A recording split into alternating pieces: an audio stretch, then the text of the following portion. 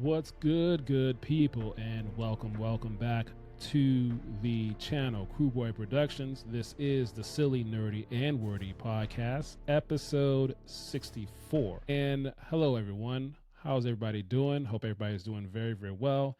Trying something a little bit different here, and I'm going to tell you what I discussed in this episode 64 inside the score and sound of Wakanda Forever, the film. And in this episode, I talked about the relationship between Ludwig Göransson and Ryan Coogler, the composer and the director, how they met, a little bit about their history, and some other projects that Ludwig has worked on outside of Ryan, and also just going from this documentary that is on Disney Plus. I rewatched those 3 episodes and then rewatched the Wakanda Forever movie and discussed some of the different artists he works with, the different instruments that were used in different points of the movie and different scenes of the movie. So just going into that. And then also you will see me looking at my screen a little bit more frequently than I normally would, because I want to get the name of these instruments, the artists, and the particular scenes correct. So you'll see me looking back and forth on my screen as I want to get this information right. So that is why you see me doing that. And then also, if you like what I'm doing here and the previous episodes, if you could subscribe to the channel, leave a like, leave a comment. And if those of you that want to listen to the podcast, you can still listen. The podcast is still available to listen. If you follow the podcast on Spotify, on Apple Podcasts, iHeartRadio, Amazon Music, Audible, wherever you want to get your podcast, you are able to do that. Just search for the Silly, Nerdy, and Wordy podcast, and you will find this podcast to listen to. And like I said, you can still watch it here on YouTube or on Spotify. Subscribe or follow, would greatly appreciate it. And with all of that out of the way, here is episode number 64. Hope you enjoy. What's good, everyone, and welcome back to the Silly, Nerdy, and Wordy podcast, episode 64 here on Crewboy Productions. My name is BK, and we are going to get right into this episode. As I said before, I'll be looking on my screen a little bit more to get the details of these instruments, of these artists, and these particular scenes as I talk about them from this Wakanda Forever film. And starting off, I want to start off first with the relationship between the director and the composer, and that is Ryan Coogler, the director, and Ludwig Göransson, the composer. They both are very good friends, and they met because they were roommates back at USC when they were in college together. And they bonded over music, and the story goes, it's public information, but Ryan had asked Ludwig, "Where you from?" Ludwig says, "I'm from Sweden." Ryan says something to the effect of there's a particular genre or type of music that he likes from Sweden, or he mentioned. They bonded over that and they started playing together. And long story, you fast forward, they have worked together on many of Ryan's films that he has directed, including his first ever film, Fruitful Station. Ludwig is the composer of the music behind that film. Ludwig also composed the music of Creed 1 and 2, as well as obviously the first 2 Black Panther films. Ludwig is the composer of the music behind that. And Sinners is a current film that is currently out in theaters right now, and Ludwig is the composer of the music for that film, Sinners, as well. Ludwig also has worked with another notable director, and that is Christopher Nolan. Ludwig is the composer of the music behind the 2020 film Tenet. Ludwig also composed music for Christopher Nolan's film the 2023 film Oppenheimer. Ludwig is behind the music behind that. And per IMDb, it appears that Ludwig is going to be composing the music for the upcoming 2026 film The Odyssey. So it looks like he'll be working with Chris again on his 3rd film. So looks like he'll be composing the music for the 2026 Odyssey movie. So looking forward to that, minus any setbacks or delays with that film. And so as we get into this particular film, all this information is coming from the Disney Plus documentary Voices Rising, the music of Wakanda Forever. And this is currently on Disney Plus. Of course, Wakanda Forever was released in 2022. And so this is it was a 3-episode documentary. And so I'm going to cover it from that. And so what I did was I rewatched this documentary, all 3 episodes, and I kind of took notes, paused, rewatched, taking notes of the instruments, the artists that he worked with. And then after rewatching the 3-episode documentary, I then went and rewatched Wakanda Forever, the movie. I rewatched that as well, kind of watching it through a different lens after rewatching and hearing how this come with the music and just through a different set of eyes. So, and still I enjoyed the film as well. So that is kind of my research for this film, and while I'll be looking on my screen to get this information correct. So starting off with this, they traveled to different countries, starting off here in LA, starting off in Los Angeles. Yeah, they started in LA, and then Ryan and Ludwig, they both traveled to Lagos, Nigeria, and they spent 2 weeks there meeting with many different traditional and contemporary artists and musicians. And what they would do is Ludwig would have meetings and sessions with traditional artists during the day, and then he would have meetings and sessions with the more contemporary artists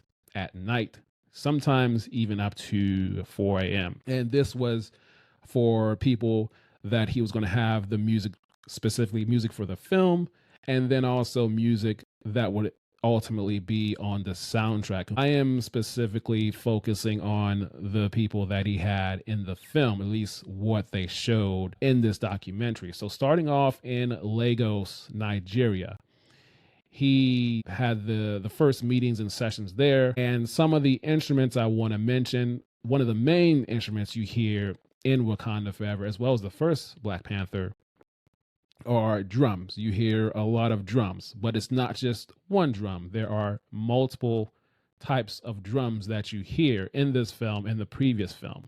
And some of those drums include a Sato drum, a Sakara drum, a Aya Bayata drum, a Ayula Bayata drum, a Omila Bata drum, and other instruments like a Kakai horn, and Oji flute, Goji flute, and then some percussion ensembles he worked with, the Jidalo percussion ensemble and the Bolton percussion ensemble, which is, a group that are playing drums, different types of drums.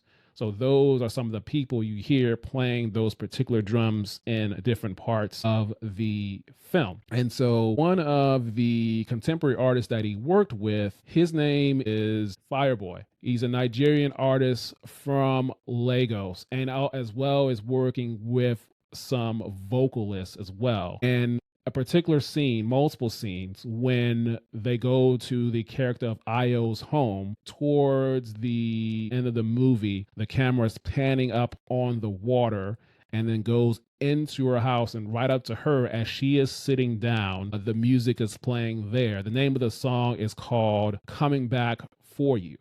And it features, like I said, Fireboy and multiple Nigerian vocalists. That song is also playing when Shuri is in the forest, of Wakanda, as she is planting the heart-shaped herb towards the end. It's playing, and then also you see Shuri walking down the hallway of her lab, and she walks up to Riri, and she says, "All set to head home." As they're shaking hands, as they're dapping, the song is playing there. And so he had a session with the artist Fireboy, recording and singing that song in Lagos, which then would ultimately appear, the song would play in those three particular parts of the movie. And so he met with a lot of different people. That he had sessions where he would sit in the middle of them as they're playing the different drums in front of him, and then they would get in the studio and record them. And then also the different people he was talking to in Lagos, they would explain the different types of drums. What are they, the meaning behind them, and the cultural reference behind them. Like one of the drums that I mentioned is kind of one would say the mother of the drums. And then the other drums that I mentioned are the children of the main drums. And so he would sit and listen to that. And Ryan would be there as well in some of those meetings, or he would be on the phone. So he had sessions with them, he would play it, and then they would think, well, where can I use this in a movie? Or we haven't had this yet. And he would get the script or get a cut of the movie to be played later. So he sat and had deep and meaningful conversations about the instruments and about the tribes and how it's referenced and true to this Black Panther movie. So that's sort of the things he did in Lagos, Nigeria. Both him and Ryan were there together as well. And then we can now move on to episode 2.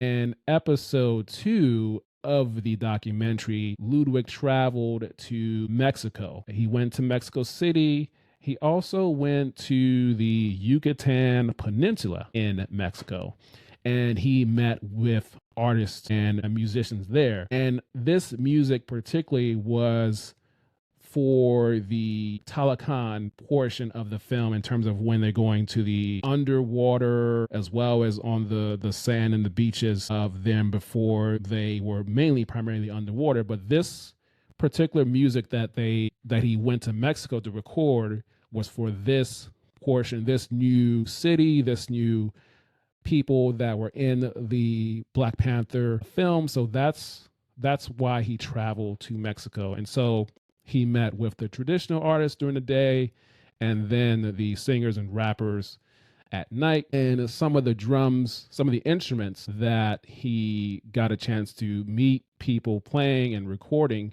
was the tempo zate slit drum.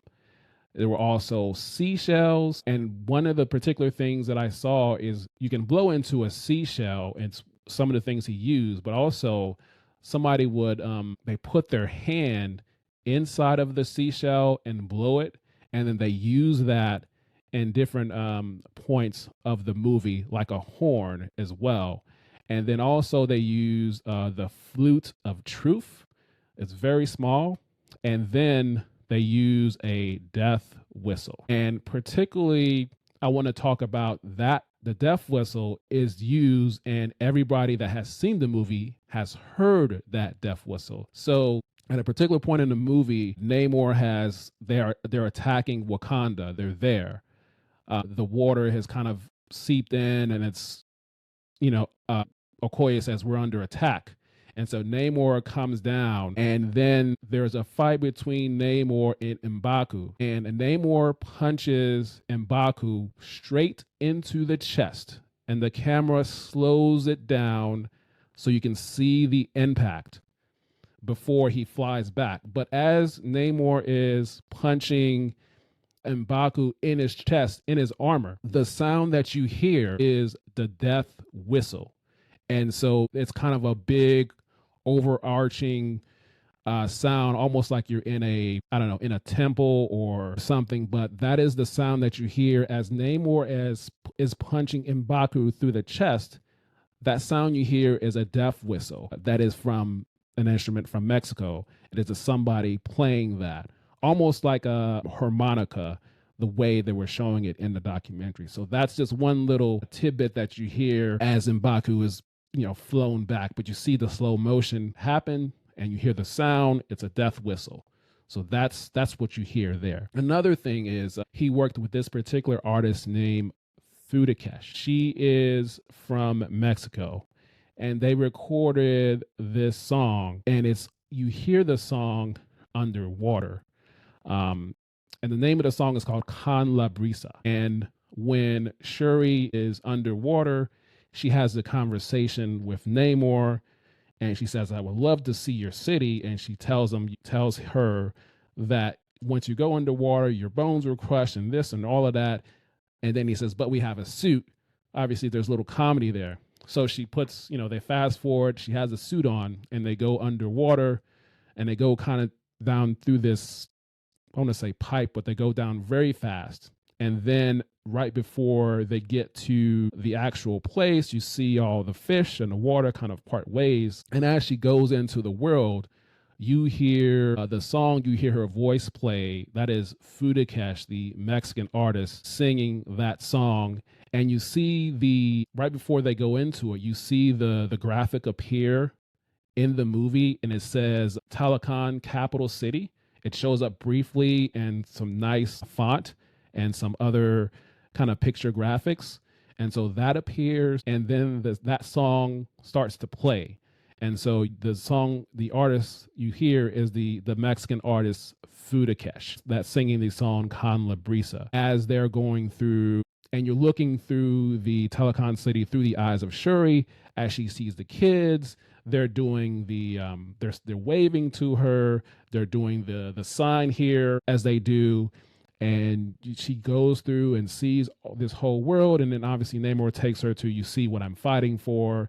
And she says, yeah, that's made of vibranium. And so that song is playing all throughout that particular scene as she is seeing the underwater city for the first time. And also, while Ludwig was in Mexico City, he also then met with these other two many artists, rappers and singers. But I want to focus on Mare Advertica Lurka, and also the artist that I also want to focus on as I try to get that, and another artist as well. But the two artists, one is a rapper and one is a singer. And so what he had them do is he had the singer just kind of blow her breath kind of like against the microphone in the studio as they get to the water scene. And also this is also during the birth scene of Namor when his mother is having birth underwater.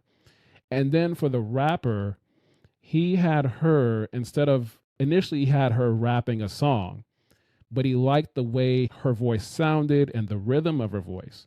So instead of rapping, Ludwig had the rapper whisper the words into the mic. And so he liked how that sounded, and then he sent it to Ryan, the director. And then what ended up happening was the birth scene underwater, you hear somebody whispering words as the mother is giving birth. And instead of you hearing her screaming, you hear kind of drums playing lightly, and you hear the words being whispered. So those words that are being whispered are by the rapper. And so that's what you hear during that particular birth scene that's underwater. Also, you hear the singer kind of blowing her breath into the mic during that as well. So that's what you hear as that birth scene is going on. So you hear the singer and you hear the rapper. The rapper is Mare Advertica Lurka, and then the singer is Viver Katana, blowing her breath through the mic. Both of them are from Mexico. And then we move to episode 3, and Ludwig traveled to London to record at the famous Abbey Road studios. And he had a recording session there for 10 days. He also had a bunch of the other artists that he met previously from Nigeria and Mexico. And he also had some people flew in from Senegal to come to London to record. He also had a 100-piece orchestra there as well to record for the session. So one person that you hear in both Black Panther movies is the singer. He's from Senegal, Baba Maal. You hear his voice in the first Black Panther film as well as the second one, and you actually see him in the second one.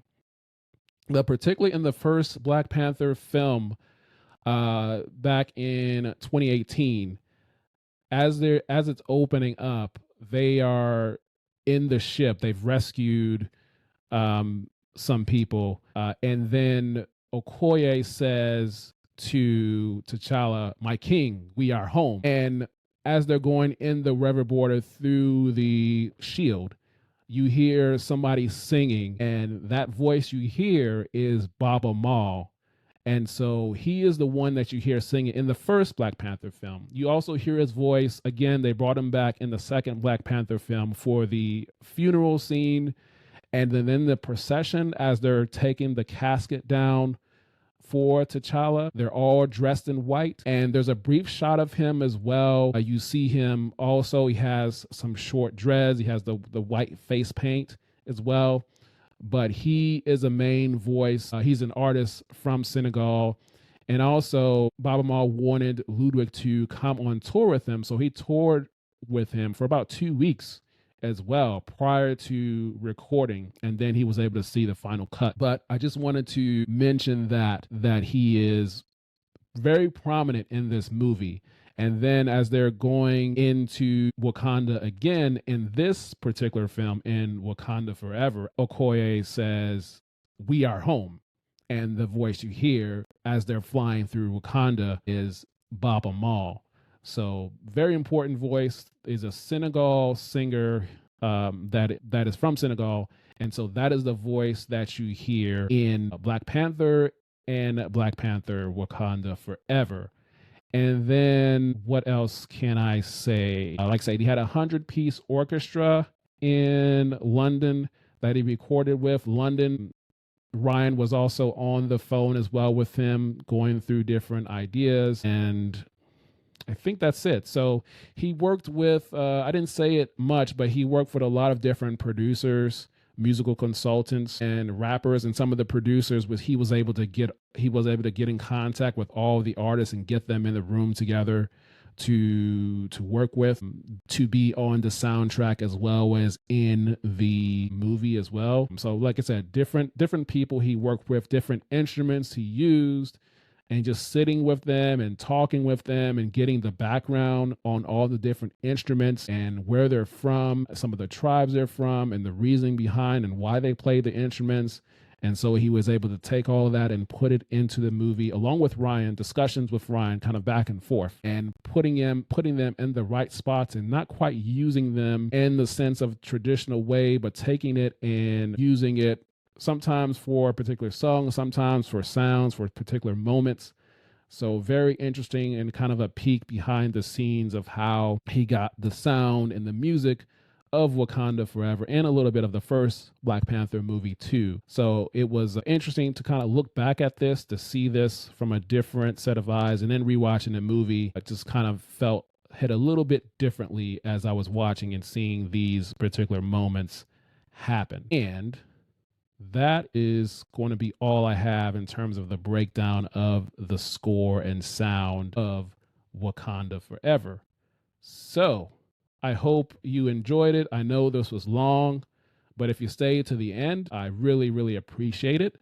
And if you like what I just did there and previous things that I do, like the spoiler reviews and the out of the theater reactions, which I'm starting to do, I'm also going to be having future guests, and I'll also be doing some Broadway musicals and shows, reviews. As I am able to see those shows live and in person, I'll be deep diving and discussing those shows as well. So if you can please subscribe to the channel, leave a comment, leave a like. And if for those of you that just want to listen, you can still listen to this podcast by following it on Spotify or finding it on Apple Podcasts or Amazon Music, iHeartRadio, or wherever you get your podcasts. You just search for the Silly, Nerdy, and Wordy podcast, and you will find this podcast there if you just want to listen.